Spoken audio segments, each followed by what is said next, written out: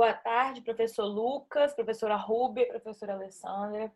Iremos apresentar hoje o nosso trabalho de conclusão de curso, que tem como tema a epidermólise bolhosa, uma revisão de literatura. Realizado por mim, Vitória Coelho Braga, pelas alunas Johanna Ruda Baldi e Távila Lima Mesquita, e tendo como nosso orientador o professor Lucas Fernandes Leal. Bom, em uma conversa com o nosso orientador sobre o projeto Borboleta Azul, no qual o mesmo é coordenador do projeto, nos despertou o interesse no assunto, nos levando a querer conhecer mais sobre o tema. Wozniak e Schwab, em 2012, disseram que a epidermólise bolhosa é uma doença mucocutânea caracterizada pela formação de bolhas na pele e mucosa, que surgem espontaneamente ou sob um trauma insignificante, e que a maior característica dessa doença é a fragilidade da pele e de mucosas. Segundo da Silva, a epidermólise bolhosa pode ser classificada em 3 grupos principais: epidermólise bolhosa simples, epidermólise bolhosa distrófica e epidermólise bolhosa juncional. E os autores Pacheco e Osselami ainda falam que esses tipos englobam mais de 30 subtipos diferentes. Segundo os autores, os subtipos de epidermólise bolhosa ainda são definidos por herança, características estruturais e fenótipos e pela expressão relativa de antígenos específicos da membrana basal. E o objetivo do nosso trabalho é, através de uma revisão bibliográfica, mostrar as principais alterações dentárias em pacientes com epidermólise bolhosa, baseado nos estudos feitos a partir de pesquisas e casos clínicos existentes na literatura científica. Com isso, vimos que a epidemiologia da doença ocorre em todas as raças do mundo, sem distinção de sexo, cor e até grupos etários, onde a maioria dos pacientes já são diagnosticados na infância. Veremos ao longo da nossa apresentação que a epidermólise bolhosa é um grupo variado de doenças, podendo elas serem hereditárias, crônicas, não inflamatórias e até da mucosa, que serão caracterizadas por excepcional fragilidade e uma resistência reduzida após um trauma.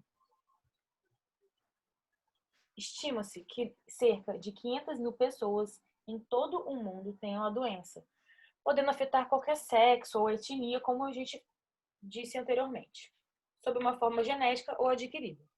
Só nos últimos 5 anos, 121 pessoas perderam a vida por complicações causadas pela epidermólise bolhosa. Uma pesquisa feita pela Debra mostrou que, em média, 802 pessoas já foram diagnosticadas no Brasil com a doença.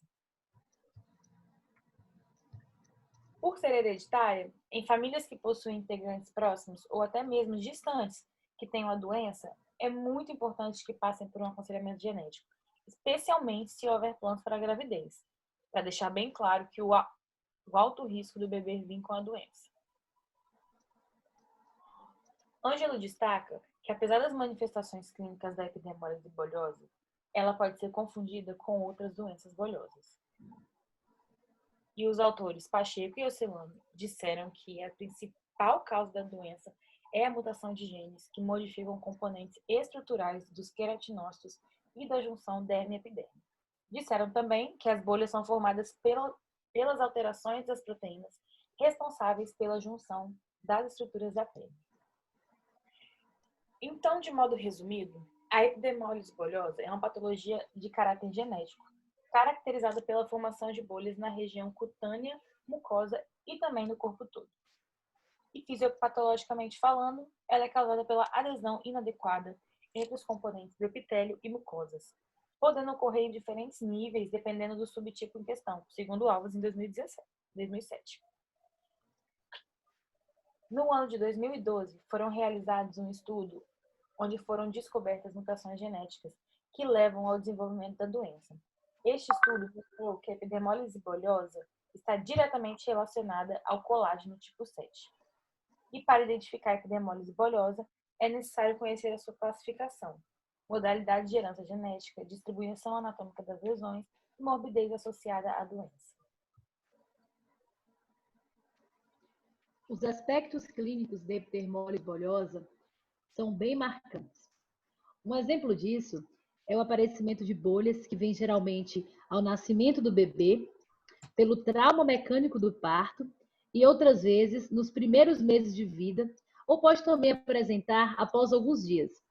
Essas manifestações clínicas da epidermólise bolhosa destacam as lesões extracutâneas mais graves da doença, podendo ocorrer desde o nascimento. Os aspectos clínicos da epidermólise bolhosa são bem marcantes, sendo assim, apresentam formações de bolhas, ulcerações, erosões em crosta, cicatrizes, queloides, equimoses e pele apergaminhada ou xerótica, como está mostrando aí nesse pezinho do bebê, nessa imagem aqui relatada. Na epidermólise bolhosa, as manifestações clínicas variam de acordo com a severidade da doença, podendo assim revelar as suaves bolhas nas mãos, nos pés, cotovelos e em joelhos que curam sem cicatriz, até a forma recessiva mais severa, que tem características cutâneas e extracutâneas. Como a gente disse lá na introdução, a epidermólise bolhosa ela pode ser classificada em 3 grupos principais. Quais são elas? A epidermólise bolhosa simples, a epidermólise bolhosa juncional e a epidermólise bolhosa distrófica. Sendo que na sua formação mais simples, há uma generação intensa das células basais, da epiderme por alteração de queratina, determinada por uma mutação cromossômica, gerando as lesões. É importante lembrar que na epidermólise bolhosa simples, o desenvolvimento de bolhas é decorrente de mutação do gene das citoqueratinas K5 e K4. Como eu disse, a variedade de epidermólise não deixa cicatrizes. Alterações dentais e ungleais não são observadas nesse tipo. As ungleais aí, que seriam as pregas ungleais, seria a parte de baixo das unhas, tanto das mãos como dos pés. Ou seja, essas alterações não são características da epidermólise bolhosa simples.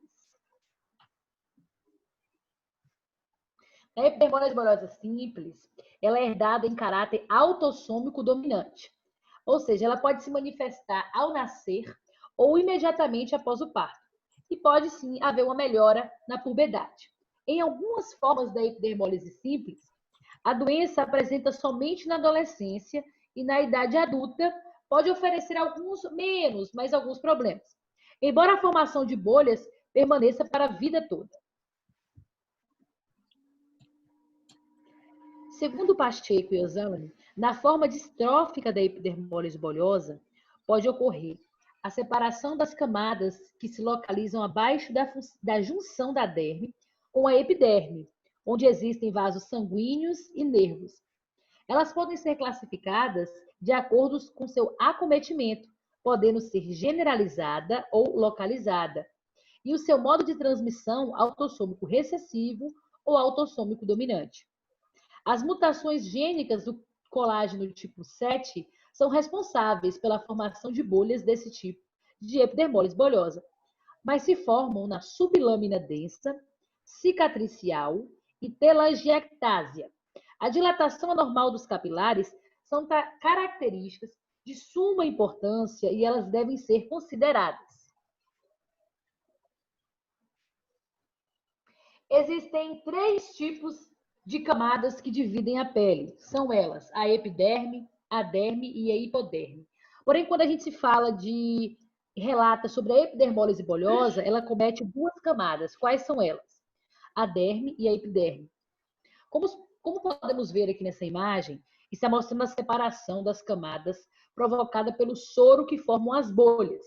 Sendo assim, em cima fica a epiderme, a camada mais extensa da pele, onde tem a função de proteger o corpo, dificultando a saída de água e entrada de substâncias e micróbios no organismo. Embaixo, a derme, que é a camada do meio da pele, formada por fibras, vasos sanguíneos e terminações nervosas, nas quais recebem um estímulo externo e transmitem para o cérebro, gerando assim uma sensação de frio, calor, dor, pressão e entre outros.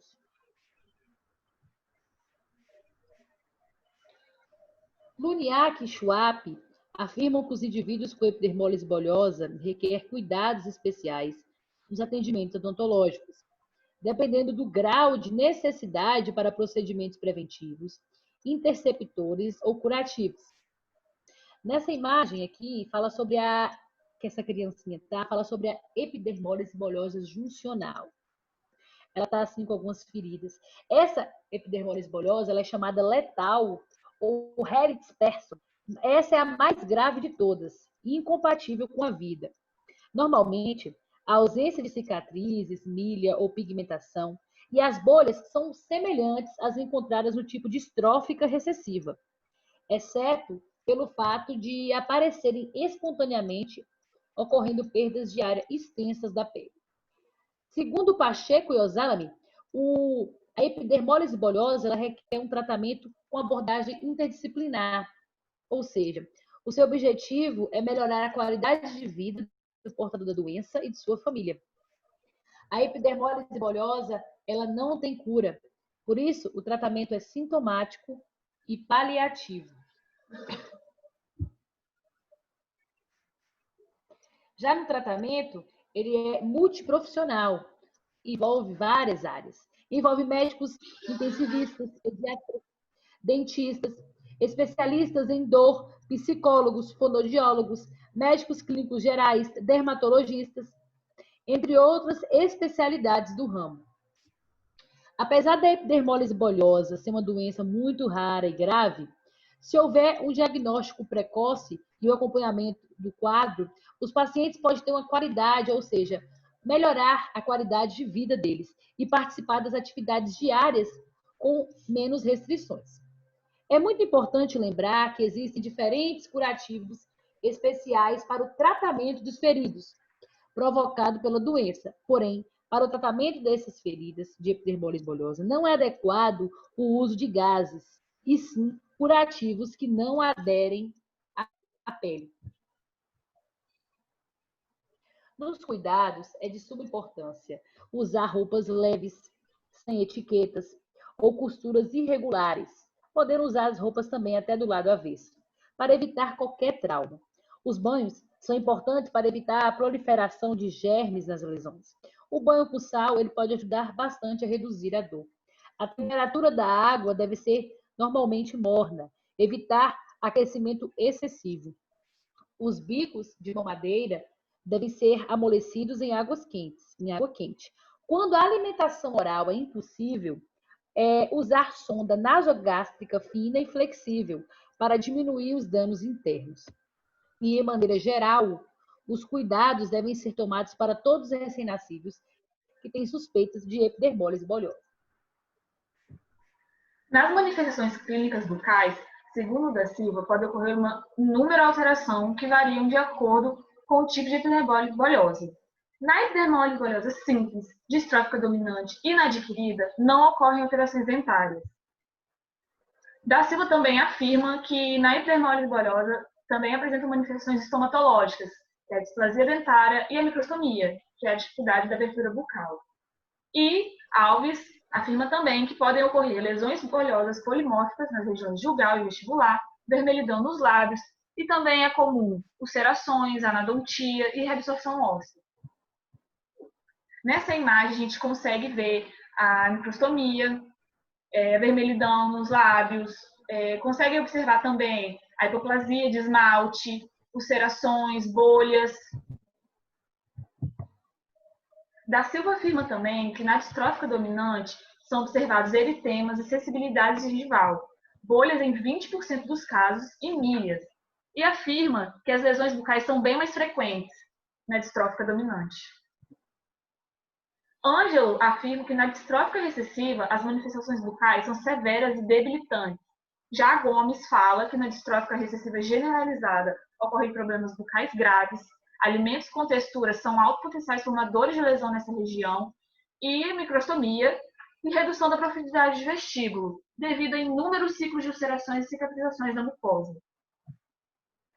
Já na epidermólise bolhosa juncional, é comum a presença de hipoplasia de esmalte, que é uma característica patognomônica de todos os seus subtipos. Além disso, há o envolvimento oral, que afeta a língua, mucosa jugal, palato, assoalho de boca e gengiva. Concluímos, então, após a análise dos autores, que a epidermólise bolhosa faz parte do grupo raro de desordem genética, onde predomina o desenvolvimento de bolhas ao menor trauma mecânico. E também é uma doença que pode ser genética ou adquirida, que é classificada em simples, funcional e distrófica. Na sua forma simples, o prognóstico em relação à vida normal é bom. Na funcional, as bolhas são muito extensas e causam sérios problemas na alimentação. E na distrófica, que pode ter herança dominante ou recessiva, é uma forma grave da doença, em que o paciente geralmente não atinge a idade adulta. E o estudo destaca que, para o profissional de odontologia, é de suma importância reconhecer a epidermólise bolhosa, para auxiliar em seu diagnóstico precoce e podendo proporcionar ao paciente as medidas adequadas de prevenção ou reabilitação. As referências.